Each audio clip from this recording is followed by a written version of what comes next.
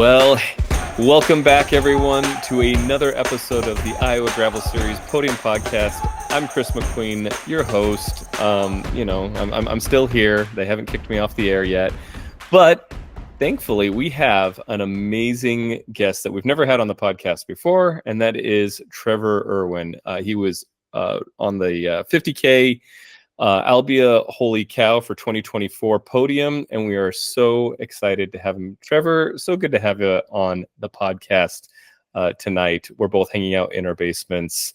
I don't know I have a severe weather storm outside. How is it looking in your part of the world? Yeah, so I'm here. Thanks, Chris, for having me on. I'm in central Iowa. So right now I just came in from outside and it's blue skies, a little bit of wind, but just like in the last couple of days, I mean, any minute it could pop up a thunderstorm and happen. I know I work at a day camp during the day because I'm a teacher. When I pulled up to the day camp, there was just water standing everywhere. We had to move everything. So it was a rainy night. So hopefully tonight we can do less rain, hopefully. Yeah, you understand. Like, we live in Iowa. It's amazing. We love it. And the weather predictions are only 70% accurate at any given point. What do you teach? What do you teach, Trevor? So I am a 6th grade math and science teacher. So I've kind of done it all. I've been in a smaller school and a big school, and yeah, I'm definitely loving the math and the science realm now. Now that I switched over from language arts last 2 years. Sweet, that's very cool. Now, I mean, I got my undergrad in English, but I work in the tech industry. So math and science teachers are some of the best people in the world. And the fact that you come from a language arts background is kind of like a very cool thing as well. So that's awesome. We could probably geek out a little bit about like math pedagogy and like what's your philosophy on teaching math, but we might have to just get you on maybe next time we'll get you on the podium and we'll have you, we'll work out all the derivatives and all the calculus for the fun things that you did on that specific race. And yeah, for sure. At a different time. Yeah. But let's get to know you. Let's get to know Trevor first before we get into the, too geeky. So how did you end up as a cyclist or doing cycling things? And let's kind of just start there. What is like your earliest memory as a cyclist, and how'd you get started? Yeah, so I guess, just probably like a lot of people, my buddies and I were from a small town, early Iowa, up by like Storm Lake, northwest Iowa. So we just rode bikes everywhere, through towns, through our alleyways, out to the river and back. That's kind of my earliest memory of kind of just my early transportation, I guess, throughout my town. And then as it progressed, as I got further into it, actually it happened, I was trying to find something after college. I graduated in 2015 from Iowa State, and I was just trying to find something that would keep me fit, give me something to do. And I kind of went more into the triathlon realm. So I've been doing triathlon since 2015, and I like the variation of kind of the swim, bike, run of it, and kind of the variation of the training as well. That kind of keeps me on my toes, I guess, and gives me a variety in that way. And then just recently, I've kind of dove into the gravel scene. My buddy was selling his bike during COVID, and I jumped on that one. That was my first time riding gravel, and so it just slowly has kind of evolved from there. So just started off very simple, and then have really dove into it in the last couple of years. Sweet. Okay, so triathlons, what's kind of your sweet spot distance that you are focusing on? And if you have or will do an Ironman, will you get a tattoo? 100% will get a tattoo, for sure. Don't know where it would be at, but definitely would get a tattoo. I would love to do an Ironman in the next couple of years, just while I'm in my lower 30s. So hopefully I can check that box off. So normally I kind of spend more in the sprint triathlon. I just find that for my lifestyle, it's just a really good distance for training and to kind of get the best out of myself as well. But I've done Olympics. the Olympic one, and then I did the Des Moines half marathon or a half Ironman.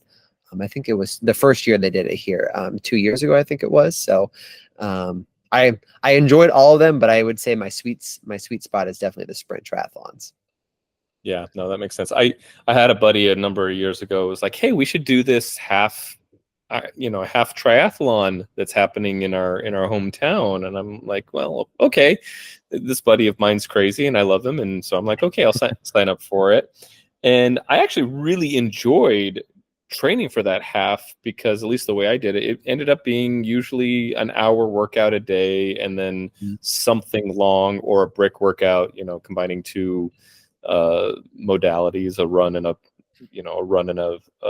bike, or a swim and a run, or swim and a bike, something together on the weekend. And it was really manageable. The few folks that I do know that get into Ironmans and do them well are usually, one, in the medical profession, and two, have way too much time and money on their hands to do them well. Is that just a caricature of the triathlon world in your book, or do you feel like enough folks in your world that triathlons are maybe more approachable than what I'm painting them to be? No, definitely with people that have a lot of more time on their hands than usual. I would say any type of parent or someone that has a really busy lifestyle. I don't know how they find time for training and stuff like that. Whenever I see those like those wives or those husbands with all their kids on the side and they're like in front of me or something like that, I'm like, how do you find time to train when you're that busy? But yeah, I would definitely say lots of people that are super structured and that really kind of lay out their workouts pretty significantly, I guess. So I'm kind of like that as well. So that kind of helps me in my lane of things. So yeah, I'm all for it. Yeah, that makes sense.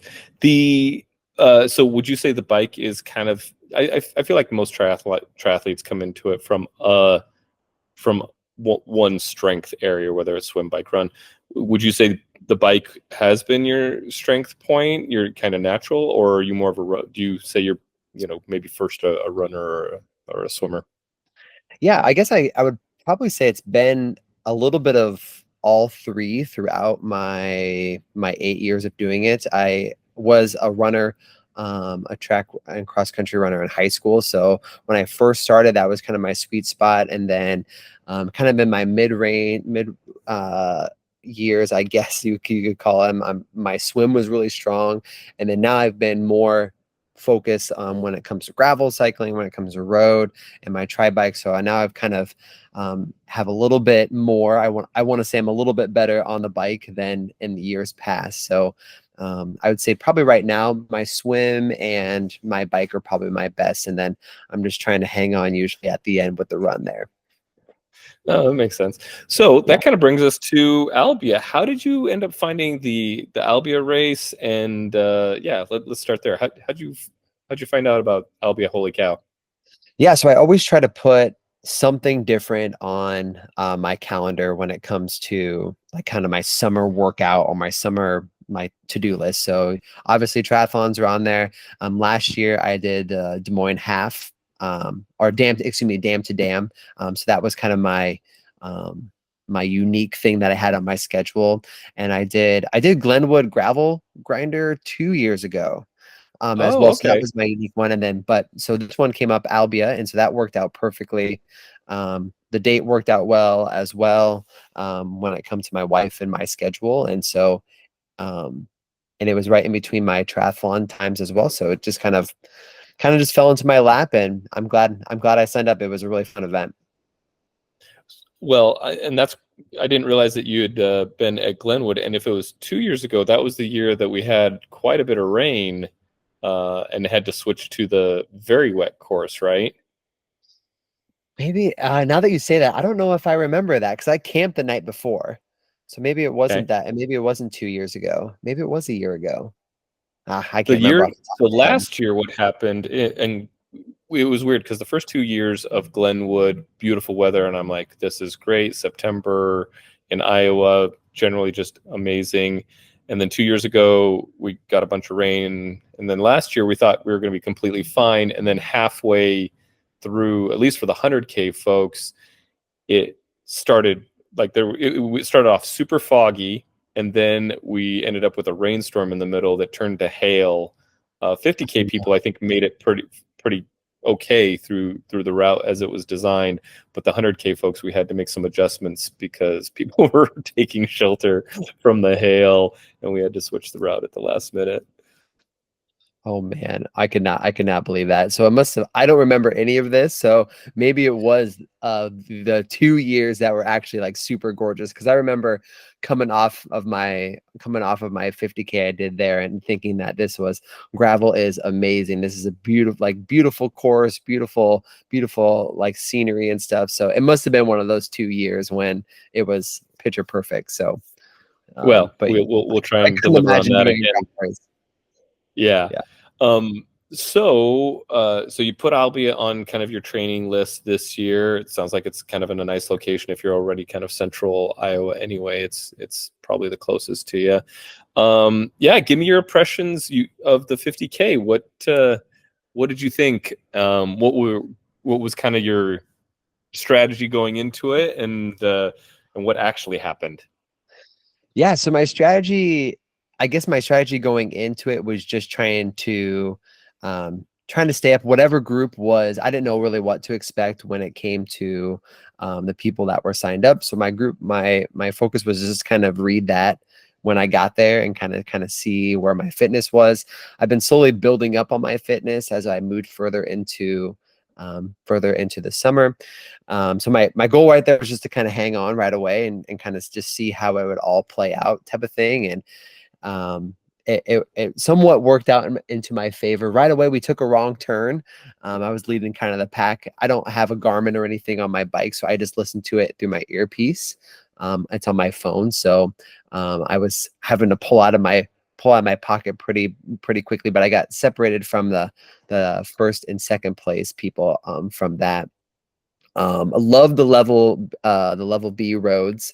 Those were awesome. It was definitely the first one had a ton of ruts, but it had a path that you could climb up, which was definitely a leg burner inside of that one. So that was a kind of a good one to kind of put some separation from the rest of the pack.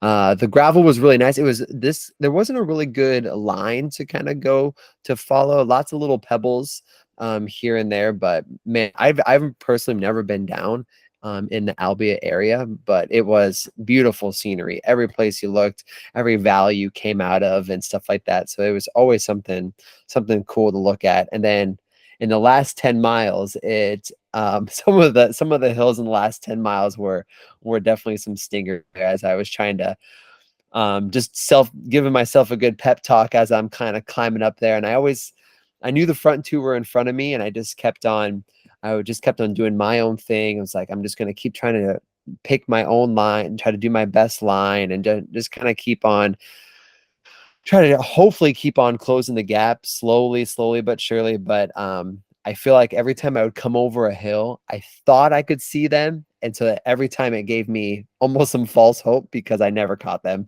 But it was, I couldn't have asked for, first of all, a better day. The rain before was perfect. It kind of settled all the dust and all the dirt and everything like that. And I couldn't have asked. I know I kind of went a lot of places in that, but yeah, it was a beautiful day, and I'm glad I did it, and it worked out. Gave me a good fitness run too, and so yeah, it was good. Well, I'm glad to hear that. And to be fair to you and anyone on the Albia, this is the first time that I feel like I've ever not just a little bit overstretched a distance. Like usually I try very, very hard to make sure the courses are the distance that I've said. Hey, if it's a 50K, it's around 31, 32 miles.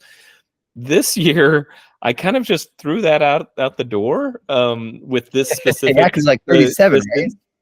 It was 37 miles. You got quite a bit more. I'll let you do the math, right? Like percentage-wise, in terms of how much more race you ended up with for your registration and everything.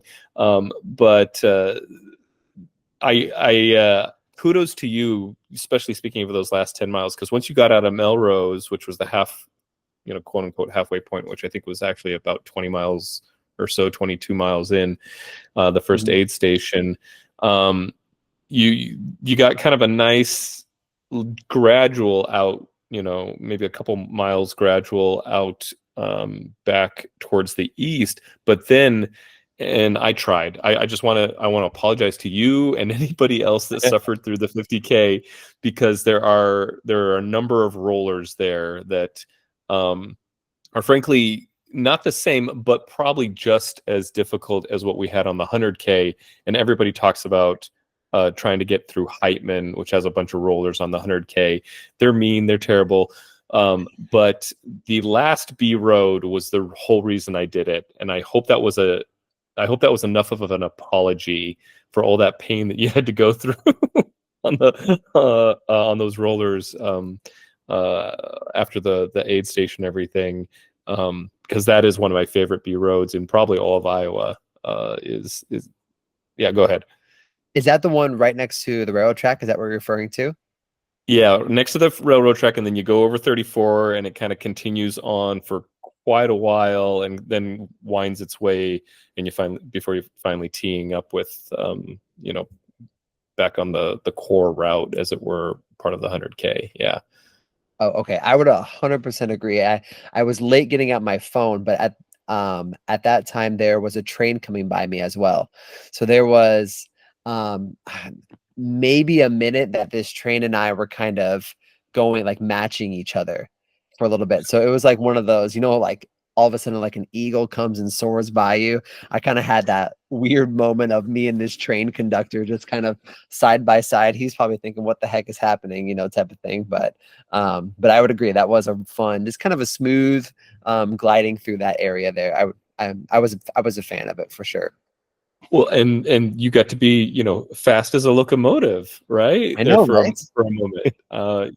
It's kind of fun being Superman for a little bit. That's really cool. The trains are definitely a added dimension to that course. I don't think we have another course on all of the series where you are more likely to come up against a train at some point. So it's one of those things that definitely could play a factor at any moment. So yeah, it's kind of fun. Cool. What are some of what else do you have on your list? What else do you have coming up that you're preparing for? Have you already done your big A triathlon or event, or is that still to come? No, my two coming up are going to be kind of my, what you call, like, in my A-list ones. I'm going to really try to put the pedal to the metal, and that is August 10th as the Twin Lakes triathlon up by Rockwell City. So they put that one on for a long time. It's really nice. They have a really well-maintained road that goes right around the lake there. So I mean, you can't ask for a better kind of road with that. So that's really nice. And then the following weekend is the Storm Lake Triathlon. So I'll do that one there. That's a really good swim, a longer swim when it comes to a sprint. So it kind of suits my knee, helps me out a little bit when it comes to that. And then just a bike around a lake again type of thing. So, and like I said, I'm from Northwest Iowa, so I'd be able to stay at my parents' house, and easier than having to, get up at 4 a.m. and drive to the event type of thing. So yeah, those would be my ones coming up here. And I tried to sandwich in, because I think you guys have another race August 10th or August 9th. Another Iowa Gravel Series. Yeah, the Soldier Cutoff Hilduro is August 9th and 10th. That's in Pisgah, north of Missouri Valley. That one is challenging. Like, I mean, I don't know how you felt about the climbing on Glenwood, but it's, I wouldn't say exactly like that, but like it's a level of climbing that you don't often get in Iowa, is I guess a good way of saying it. Okay. Well, I obviously, when I looked on the Albia one, I looked on the list to see if I could try to sneak another ride in, out of your gravel series, but I was already doing this Twin Lakes one. So it kind of I had to go for the Twin Lakes one versus the Soldier one you guys put on. So Well, if you have a slot open in September, I highly suggest Fairfield. This is the first year that Fairfield is on the Iowa Gravel Series, and it has massive amounts of B roads that are um, well used by the Amish and Mennonite population out there, and they're a lot of okay. fun. So I'm very excited for that. The venue is amazing. It's the Fishback and Stevens Cider House. They're going to have a live band for us. They'll be camping on Wow. site. The food trucks. The Chamber of Commerce is helping out, so we'll have lots of volunteers helping and everything. So really trying to make sure that Fairfield and there's prize money, although that prize money is targeted at the 100-mile distance. So you'd have to Okay. kind of step up your game a little bit if you're up for that challenge. Yes, yeah, for sure. September's kind of hit or miss for me. I am the volleyball coach here at our school, so it's kind of right in the middle of the season there. So I don't know if I would be ready for the 100K at that time, depending on my being able to be on my bike that long, since I usually kind of take a dip after August. But that one sounds really fun though, having a live band and at a cidery too. I'll have to add that to my list maybe. Take a look. But I think that's a good transition for like kind of my next question I like to ask folks, which is how do you structure your training and what are you learning right now? Because if you're, coaching volleyball, and I'm assuming you have some form of a family and you've got work. So take me through kind of like what a common typical-ish or week is for you with training. How do you kind of break it up and fit it in? Yeah, so I guess over the 8 years I have been kind of into triathlons or swim, bike, run, or just biking. I've kind of been through a little bit right away. I had no idea what I was doing, probably like a lot of us, when once we get into something, we don't really know. And then in the middle range there, during 2020, during COVID, I really dove into it and got really structured kind of on really diving deep in kind of the specifics and really what I could do myself and really push myself and did really, really good those 2 years. And then now I kind of have figured out kind of what works for me when it comes to those different ranges and kind of what do I need at this time of the summer versus the beginning of the summer or the end of summer, and kind of tweak it in regards to that. So I want to say, knock on wood, that I kind of have it figured out, at least kind of what I can do from my spectrum. But usually I try to swim and run at least twice or 3 times a week. I live close to our pool here, so it helps out. Or I also go to Raccoon River in West Des Moines as well and do my swim and my run there, usually 2 times, sometimes 3. And then definitely try to do a longer bike ride, maybe 3 to 4 times a week. I try to do a bike ride and then a longer bike ride up to maybe like 40 miles, 50 miles potentially, kind of there. Inside of all of it, I guess I do some zone work. So I guess I kind of separate my training in zones, zone 1 versus zone 5. And out of all those workouts, I definitely add in different types of zone work when I'm trying to push the pace or not push the pace, and try to find some good hills to climb as well when it comes to the biking. And then outside of that as well, this year specifically, I've been trying to get into more group rides on biking. A lot of times I've been doing a lot of my exercise by myself and solo, and which I'm more of a introvert extrovert kind of person, I guess. I'm a little bit a hybrid of both, so I don't mind it, but I've been really, really enjoying kind of some of those group rides that kind of get me out of my comfort zone and push me a little bit, and that group dynamic as well, I think has made me a better cyclist for sure, as I've kind of got further into the sport this year. Yeah, and I'm not, I don't know exactly where he meets up, but Cole Ledbetter from the Iowa Gravel Project, I know he does Wednesday group rides. I know there's the 515, which is more of a intense, more, well, I don't know how intense it is. I've Yeah, never like at done it.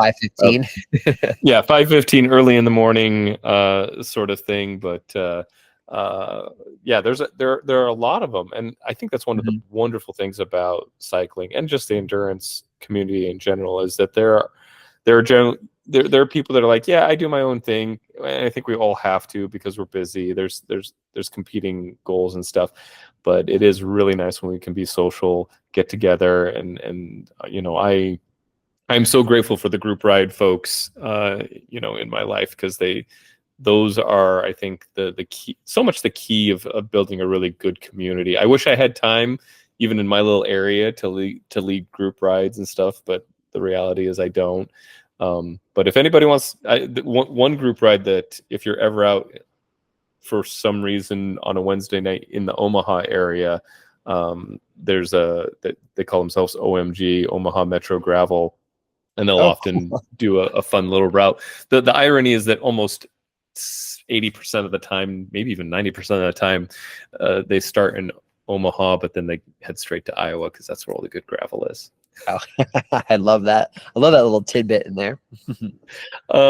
Okay, so we talked a little bit about training. So something, and this is maybe just showing my age or whatever. I feel like about every, I'm 44 years old, and I feel like about every 10 years, from 20s to 30s to 40s, I've had to refigure out my body, and that's usually been a nutrition journey of some sort.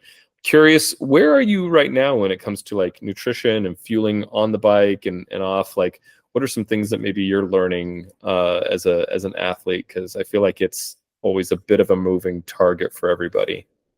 Yeah, and I'm 32, so I would agree with you as well. When I kind of first started out, I don't think I brought anything besides water, and then I wasn't doing very many distances or strenuous really kind of pushing myself that I needed anything besides that. But now that I've kind of developed and have got a little bit more knowledge and are on those longer rides and really kind of pushing myself at this time of year.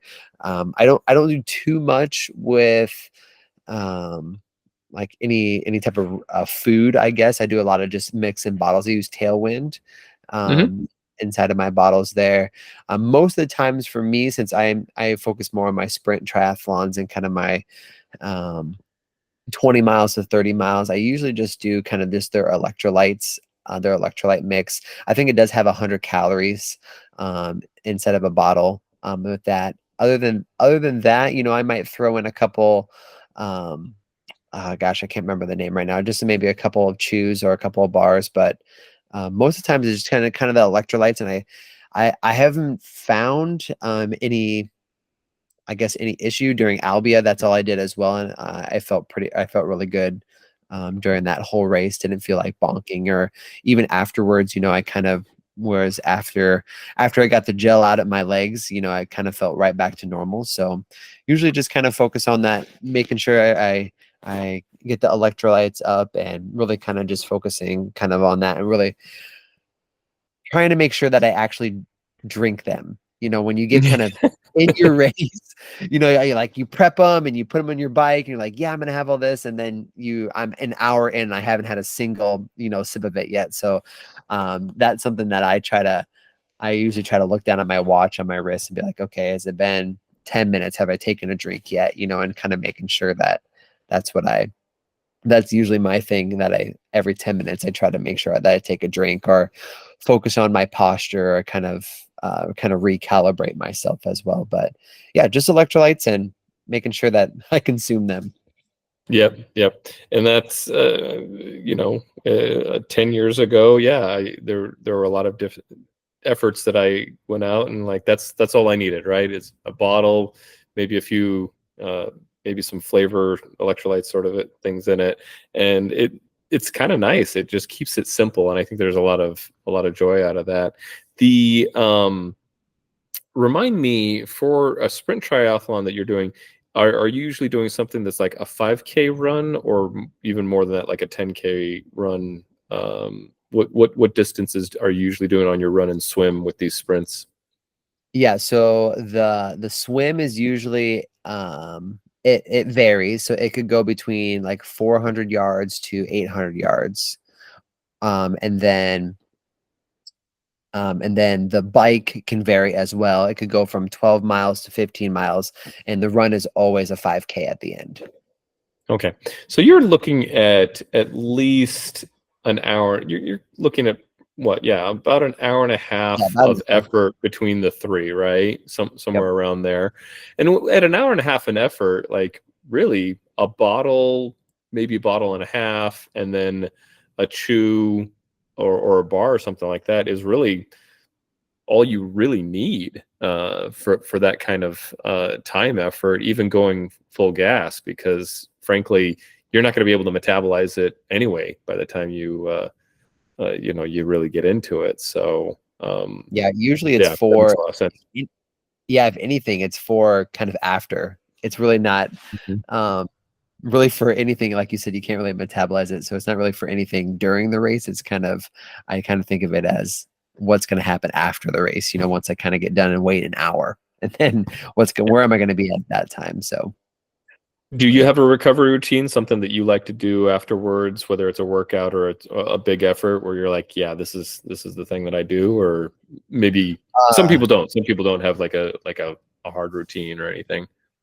no, I'm really big into stretching and foam rolling. So, and that's like like we said as well, that's something that has I've progressively add in over the years as well. So always after, and then in the mornings as well. So usually after or at night before I go to bed, I always try to foam roll, or kind of do some yoga poses or yoga stretches as well. And then I also wake up and do something similar to that as well, just to kind of get the body moving and kind of get the lactic acid kind of flushed out of there as well. So yeah, big into those two things for sure. Oh yeah, there's a couple folks that are associated with the series. Michelle Cleesby, who's on the board, and then Casey Ralston's wife, Erin. I don't think they listen to the podcast. They might. I don't know. But we've been thinking about like, man, we need. They're both yoga instructors. Michelle is, and so is Erin. And so we've been thinking like, man, we need to get some Iowa gravel yoga going on every once in a while, because I know I need to do it, but I struggle so much to do it on my own. I apparently need a group and someone to tell me what pose to get into, because I'm clueless and haven't figured it out yet. But I love the stuff if I can remember to do it or find a good group to do it with. So kudos to you if that's just part of your morning routine or after recovery stuff, because it's so important. The strength part of it, the control part of it, the stretching part of it, like is keep that up. That's a great thing. Yeah. So I want to shift a little bit, and you kind of mentioned your watch, that you're is there any to track your intake of food and things like that. Is there any tech that are you a techie person when it comes to all this triathlon and cycling stuff, or are you kind of like, I use as little tech as possible? Because you mentioned you don't use a GPS on the route, and you were just listening to it in your headphones. So, what's kind of your relationship with the tech associated with these endurance sports? Yeah, so I actually don't use much tech kind of at all. I just have a normal triathlon digital watch that I guess you could call it a dumb watch. It just tells you the time and like a stopwatch type of thing, I guess. So that's kind of what I use there. On my tri bike, I do have just an odometer, and then I guess it tells me my miles per hour. So I kind of just use effort based when it comes to when it kind of comes to all my training route rides or my group rides or in races as well. I just kind of do all just effort perception there. Don't really do much with that. I do calculate, afterwards, comparing, how I did for one versus the other. I do use Strava every once in a while. to kind of, especially some of my longer rides, just to kind of, if I know the pace is going to be maybe pushed a little bit, I always kind of turn it on just to kind of see where I'm at. Like ability wise, usually I just kind of reflect like, oh, that was a little hard. I wonder how difficult, how many watts I was pushing, so I look on Strava for that. But usually that's really all that I really do with it. I don't really do much of any of it. Eventually, I think I could see myself as um, getting further into it. Like I said on the Albia, that we did take a wrong turn, and I would have loved to have had my bike computer, my Wahoo or my Garmin telling me exactly where to go versus having to pull it out of my back pocket. So I think that's going to be coming for me eventually, but just right now, I just been kind of cruising with minimal tech, I guess. Okay. No, I'm saying this a little bit tongue in cheek, so joke around with me here. But I mean, as a man of science and a man of math, doesn't it, behoove you to have the right tech to help you, instrument and figure out all of the things that you're doing in your efforts? I'm saying this as someone who has probably way too much tech because I love the toys of this whole thing.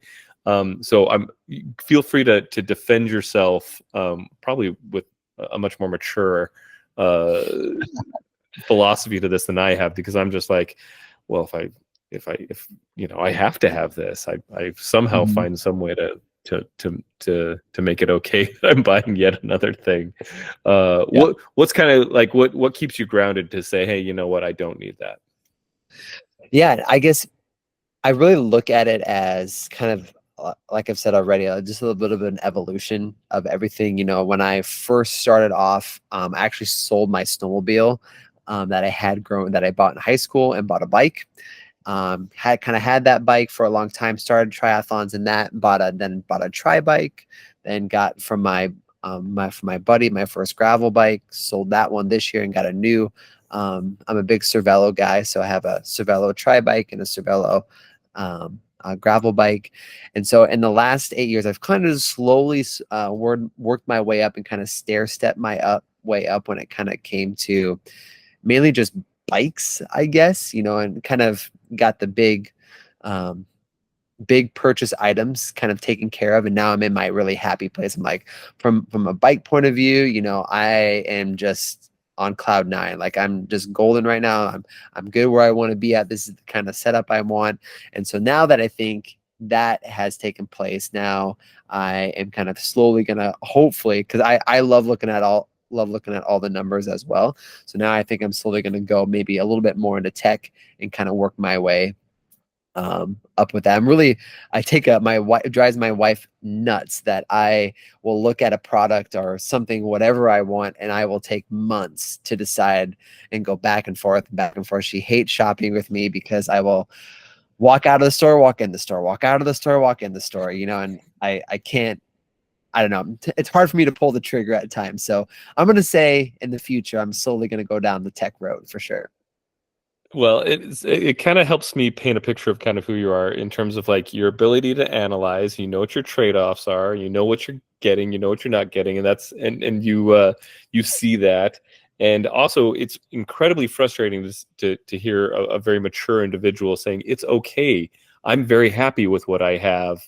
Yeah. So again, kudos to you. It sounds like you are in a good place, both emotionally and maturity wise, that only some of us wish that we were in. Okay, so that kind of rounds out the picture of nutrition and training and your goals and what you're doing a little bit. You mentioned what some of those races that you have coming up. So let's kind of wrap this up a little bit. And I have this big question that I like to ask, which is the magic wand question. And that is that if you could change something in cycling, and we'll include triathlons in this, that's totally fine. But in this endurance sport world, if you could take a magic wand and change something with either like your relationship with it or the world, what would be your biggest heart's desire to see something maybe different in this world of endurance sports? Oh, and that's a good question. I guess I could probably go back to a conversation my wife and I were having. The Tour de France just finished a couple weeks ago, I think now. I can't remember, but we were having the conversation of why is this so boring to watch? You know, but let Yes, me I have agree. yeah, Keep going. caveat. But like these guys are out there 21 days, and the French countryside, like killing themselves, working their butts off, and they're working so dang hard. But gosh, I hate how boring some of the endurance races are. And and I love them. I watched all 21 stages or highlights of them, the best as I could. I'll watch all the triathlons and the Olympics, and I would sit and watch an endurance gravel race, like Unbound or something like that too. But I guess if coming back to your question, if I could have a magic wand, I wish there was just some way that we could get I'm going to count myself into this, all of us athletes, in a way that would be bring in the masses, like make it more entertaining in some type of way. I have no idea what that would be. But gosh, we all go out there and just, kick our butts day in and day out. And I hate that it's so boring, I guess. Yeah, Maybe you can paint a it's better so picture true. with that, or have better No, I words think than I think or something. I think you capture it really well. I mean, there's a few things that I know that I think are somewhat interesting in this space. For one, I was telling a friend of like this big race that I was doing earlier this year, and she looked at me and she goes, "Doesn't that just get boring?" And I thought about it for a second. I'm like, I don't think I've ever been bored on the bike, right? Yeah. I like doing it is not a boring thing, but don't get me wrong, I can't sit for 4 hours, and that's obviously short even for a Tour de Yeah. France. Some of the Tour de France segments or days, like I can't watch it for that long. I don't watch football or other sports because I enjoy doing them. I'll go to a football game if it's in person, or a basketball game or soccer or whatever. I love being in person at those events, but I have a hard time watching any sort of sports. The exception is, and I don't know if you've seen this, Lifetime Fitness with I guess it was Unbound and Sugar Bottom, and maybe there were a few others where they created a televised version of it, where they've got the helicopter and they've got the ATV out there with cameras, and they kind of do a shortened version of these 100K, 100-mile, sometimes more races. Have you seen any of those, the Lifetime I versions? don't, not that familiar, but like, I guess since the tour just happened, like they do like a 30-minute recap. Is Yeah. that somewhat Hmm. similar? And they kind of Very just similar. spin it to make it more, make it more interactive. And I so that's kind of what I'm thinking about. Yeah, and I love the commentators on the Tour de France. I do think that folks on Lifetime Fitness, they do a much more cinematic feel Oh, to it, okay. which I really enjoy. So those are kind of fun. Hogback Gravel did something very interesting earlier this year. This was a race that they started out of Cummings Tap, kind of in the Winterset area. They had some folks with a drone follow the lead pack almost the entire race. And so Oh, I did see that. they sent the drone up, they had it live streamed the whole time. They really did a great job. I would love to see that. I would love to have that more on the Iowa Gravel Series races as well, and figuring out the economics of that and everything. I don't know exactly how they financed that, or if it was just some folks that are associated with the race that are like, yeah, we just really want to do it. But it's something that I agree. Like, I think that would be so cool to have more coverage of it that could then be cut down and produced and everything. But it is difficult, because just watching it from the outside, when you're watching, say, a fast pack, even though it's 3 hours, it's a 3-hour game of chess at its most intense, right? And there's just these highlight moments when someone either gets dropped, or there's an accident, or at least when it comes to Albia, a cow ends up on the middle of the road, or a donkey, or mule, or Albia scouting it. I got cornered by a badger one year. Really? They're Wow. Yeah. And then the trains and things. So there is the drama there, but sometimes you have to go and find it and put it all together and figure it out. So that storytelling, I think, it's there, and we just have to figure out how to capture it right. And I think you're right. Whoever does that, or if we can figure out how to do that with the gravel series or other places in cycling, I think we'll really open it up to the masses. Well, awesome. Trevor, this has been so wonderful to get to know you a little bit. And I hope to see you again here soon on one of the gravel races. Anything that you would encourage young Trevor to do, maybe 10, 15 years ago getting started? What would to kind of like to end us out on this podcast, what would be your advice to young Trevor 10, 15 years ago? I guess the only thing that usually what I say, because a lot of things happen in our sport early in the morning, and especially if you've had like a busy week ahead of this, I would just say just sign up and do it, type of thing, versus like, well, I've been busy this week, I could just sleep in right now. My advice to myself, and really to anyone listening that is kind of in that similar boat, just sign up and do it. You'll be out there and you'll be looking at the scenery and enjoying the weather, enjoying the camaraderie, and you'll love it. So just get out there and do, and whatever that is to anyone, and just get out there and do it, I guess. Beautiful. I love it. I haven't figured out what my next tattoo will be, but maybe it needs to just be that: sign up and do it. Yeah, sign up and do it. Sweet. All right, Trevor, thank you so much. I hope you have a fantastic evening, and we will see you soon. Awesome. Thank you, Chris. Bye.